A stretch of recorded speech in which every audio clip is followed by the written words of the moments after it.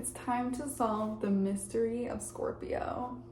In this video, we will learn their archetype, their traits, and how to embody and activate Scorpio that lives inside each and every one of us. I'm Alethea, your favorite mystic mentor, and I offer astrological birth chart readings to my clients to help them realize and step into their destiny. So good. If you would love to receive a session, go ahead, click the link in the description box below and book a session with me. Now, let's talk all things Scorpio.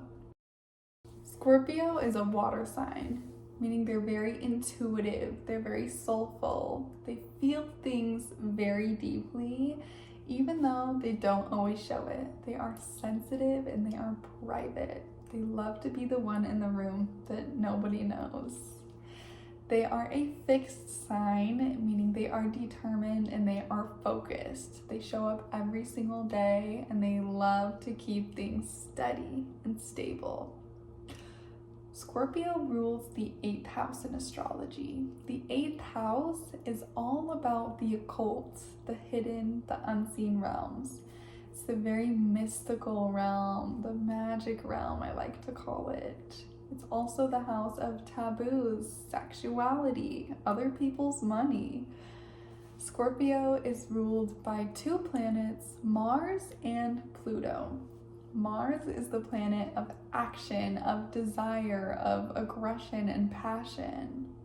And Pluto is the planet of deep inner soul transformation. Scorpio is the only zodiac sign that has 3 symbols. The scorpion is the first one, the eagle is the second, and the phoenix is the third. In the scorpion phase, the Scorpio will, engage in a lot of self-sabotaging behaviors, using their stinger to hurt, to penetrate, to be aggressive, to destroy, self-destruct.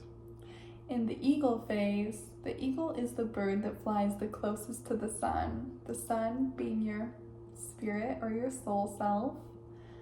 So they're very high, they're very enlightened, they're very much up and transform beyond. The phoenix is the bird that rises from the ashes. This is the final Scorpio transformation. They have burned everything else down. They have seen the sun and they have chosen what to do from there and become a very powerful, very inspiring creature. The tarot card that rules Scorpio is the Death card. When I think of Scorpio, I think death. I think rebirth. Always burning down the old and bringing in the new. They are not scared to release and to let go of what isn't working so they can bring in more of what is working. And that's really what the Death card is all about. It's all about cutting endings, letting old things go, releasing old identities, old habits, old ways of being, so you can be reborn into someone new. Scorpio is the alchemist of the Zodiac. They turn their pain into power. All the old trauma, and truly I feel like Scorpio does deal with a lot of past pain and a lot of traumas that they then alchemize and use for their highest good and the highest good of all. Scorpio is obsessed with finding the truth. They're obsessed with going deep and knowing things on a deep level. They're also obsessed with meaning. They are not here for the superficial surface level stuff. They want to go in, they want to go deep, they want to find out why things happen and why people are the way they are and why. Like, that is a question I hear. My fiance is a Scorpio and he always wants to know the inner workings of everything. I'm like, it doesn't matter. He's like, yes, it does. So Scorpios love that depth. Scorpio is a deep, deep feeler, but they have a tendency to sometimes repress their feelings. They don't want to show that they're feeling anything, so they kind of keep straight poker face as they're feeling so deeply. And if you tend to repress your emotions, I just want to let you know it is so important to feel and express them. Okay, babe? Feel them, express them, do some somatic shaking, get that stuff out of your body, do some breathing, allow the emotions to move through you, because if you hold on to them and you repress them, you're in that Scorpion phase, okay? The self-stinging phase. You want to be, leveling up, not hurting yourself. Scorpio is also very mystical. They're very magnetic. Like, they always bring this energy of like, ooh, who is she? Who is he? That mysterious black cat energy, kind of just elusive. And they're often very misunderstood, I feel. People don't really get Scorpio very much. That's okay. Maybe they're not meant to be understood. Maybe they like it that way. Scorpio is very into the taboo, like things that other people really don't want to talk about. They're into that. They're into mystical, spiritual realms. They want to know the haunted, creepy stuff. They want to know what is beyond this human world that we live in. Scorpio is very attracted to mystery and fun. Like, that is exciting for them. Scorpio is also deeply, deeply loyal. They are very powerful. They are very intuitive, very psychic, I would say. And they're also just a beautiful healing presence to have around. Like, a Scorpio will not judge. They won't judge. They're just here with open hearts, trying to understand why things work the way they do and why things happen. And they are just here to bring you a different perspective in life. And I love that. Here to transform and transcend and become the best version of them they can be. All right, here are some embodiment practices for you to activate your inner Scorpio. First, sex magic. Okay, sacred sex magic and sensuality rituals is so important. Scorpio rules the reproductive organs. They're very much into the bedroom magic, okay? And doing so and doing it with intention is such a beautiful, powerful way to make magic happen in the world. Trust me.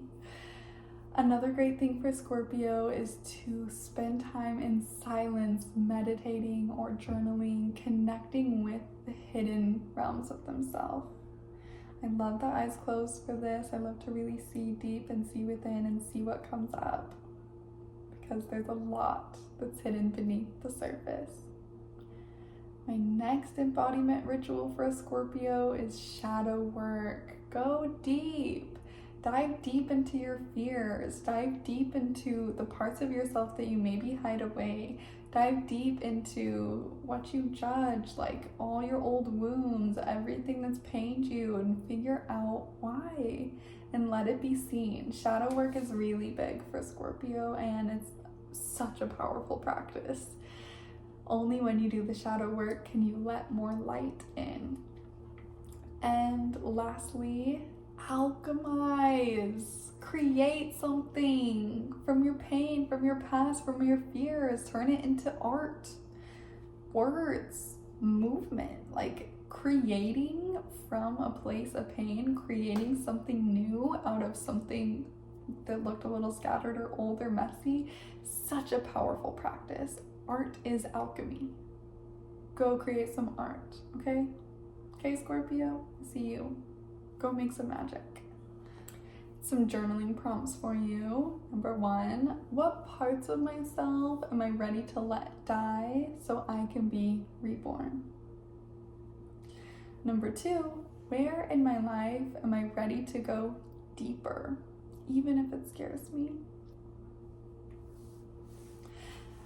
Write on those, see what comes up. Those are great prompts to help you understand and activate the Scorpio in you.